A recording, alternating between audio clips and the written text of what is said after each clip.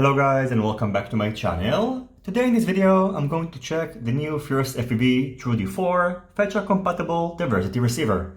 In this video I'm only going to show you how it looks and go over its features, and in the next few days I'm going to upload side-by-side comparison videos with its predecessor, the FuriousFPV TrueD 3.9, with the TrueDX, and of course with the Immersion LC Rapid Fire. In my opinion, it looks like a combination of the TrueD 3 and the TrueDX, as it's using the new tracking ball navigation system, the bottom and top return buttons, and a clear case.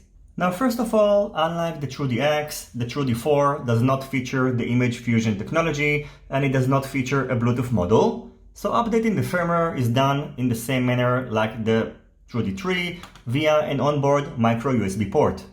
In addition, the TrueD4 is not going to require you to do any power modifications in case you are using an older pair of goggles, and just like the TrueDX and unlike the TrueD 3, it features an on-screen display.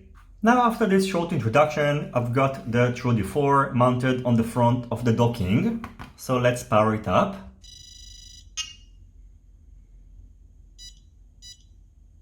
Just like the TrueDX, operating the receiver is done using this tracking ball. So first of all, we can navigate through a couple of menus, and we can enter the configuration menu by short pressing the tracking ball, and you can set it up either using the OLED screen on the front or through the on-screen display on your goggles. First of all, inside the menu, you can see all the saved channels, and long pressing a channel is going to open up this sub-menu, which is going to enable you to change the channel, delete it, and also switch between two profiles. Next, you can see all the available 48 channels, and you can toggle between all the bands by sliding the tracking ball to the top or to the bottom, and switch between all the channels by rotating it to the right or to the left. Next, you can enter Smart Search, and I've already got a VTX turned on and set to 5740, so let's start the scan. It's pretty quick. And as you can see, it found the best signal on F1, which is 5740, and it will also enable you to select between other options. You can long press the tracking ball in order to save an option, and you can also perform a research.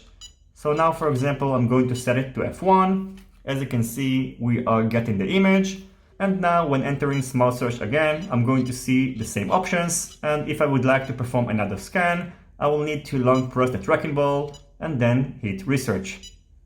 Next, you can also enter the band scanner, which is just going to perform a scan and find the best signal. So you can see it found the best signal around 5740 with a minor glitch over here. So this spectrum analyzer is a good method to determine if your VTX is going to interfere with other pilots.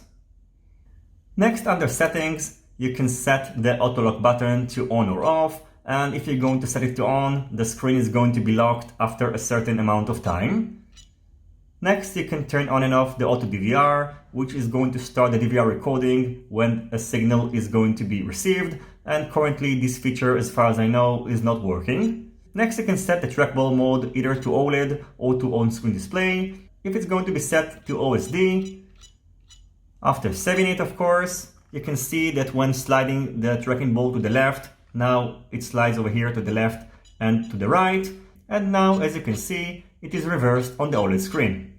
Next, you can set the call sign, which is going to be displayed on the front OLED screen. You can perform a calibration, which is recommended to be done after upgrading the firmware of the receiver. You can set the docking LED strip. Under About, you can check the firmware of the receiver, and you can restore the receiver back to the factory settings.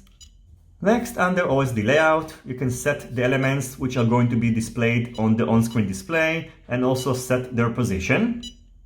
Next, you can configure and start the lap timer. I've already shown you this option when I reviewed the TrueDX, and based on the RSSI of the VTX, it's going to simulate a race. So here are all the configuration, and for example, you can set the threshold of the RSSI, which is going to initiate a new lap.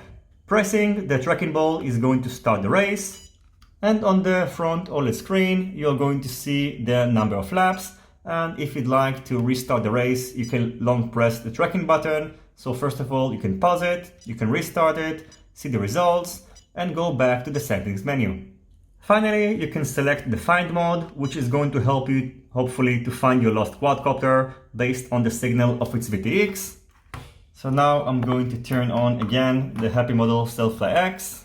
And now you can hear beeping sounds that indicate if the quadcopter is closer to the receiver or not, and you can also see a graph indication on the screen. Finally, when receiving a signal, you can see an indication of the signal strength on each antenna over here, and you can also see which antenna is being used by the LED indication next to it. So now, for example, the top antenna connector is being used, and if I'm going to put an antenna on the bottom one, you can see that now it's switched to this one.